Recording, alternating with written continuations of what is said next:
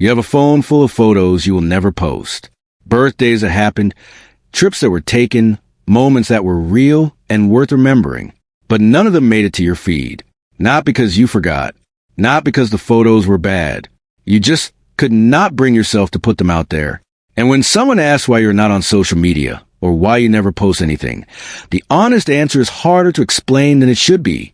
If that is you, what psychologists have discovered about people like you is going to feel like someone finally read the thing you never said out loud. Not posting photos is not the same as not having a life.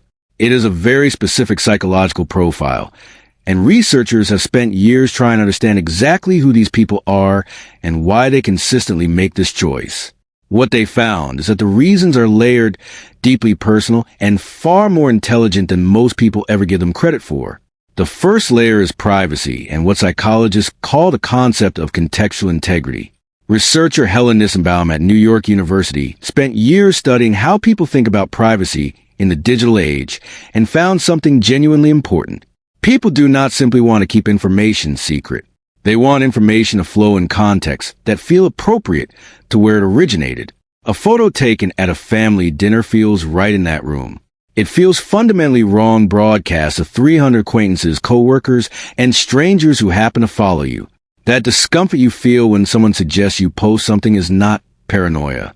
It is a sophisticated social judgment that most people who post constantly have simply stopped making because a habit has replaced the instinct. The second layer is something researchers call self-concept clarity.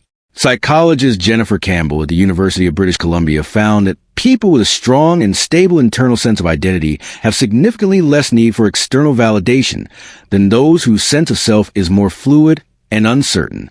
They know who they are without requiring evidence from the outside world to confirm it. Posting a photo and waiting for likes is, at its neurological core, a dopamine loop. You post, you wait, you check, you feel either validated or quietly diminished based on a number attached to your face or your life. People who do not post are often people whose self-worth simply does not run on that system. Not because they are superior to it, because they found their sense of self somewhere that does not require an audience to maintain it. The third layer is what researchers call impression management fatigue, a concept rooted in sociologist Erving Goffman's foundational work on how people perform identity in public spaces. Every post is a performance. It requires deciding how you want to be seen, selecting and curating the evidence of that version of yourself, publishing it for judgment, and then managing the emotional weight of the response. For some people, that performance is genuinely energizing.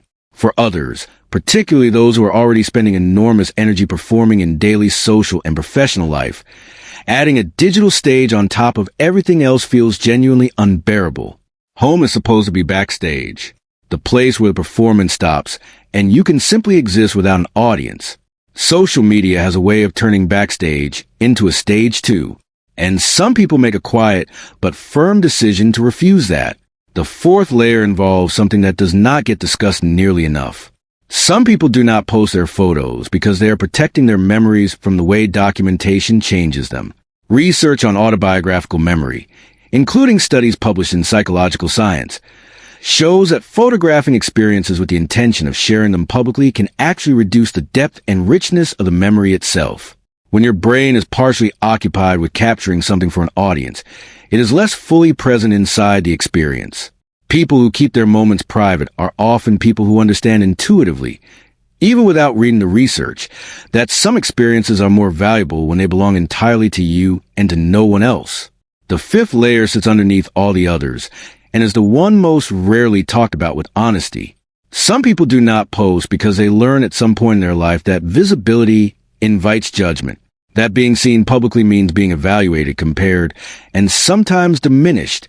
Maybe it was a comment that stung more than it should have. Maybe it was growing up in an environment where being noticed was not always safe or comfortable. Maybe it was watching someone else get quietly torn apart online and deciding without making a big announcement that the exposure simply was not worth the cost.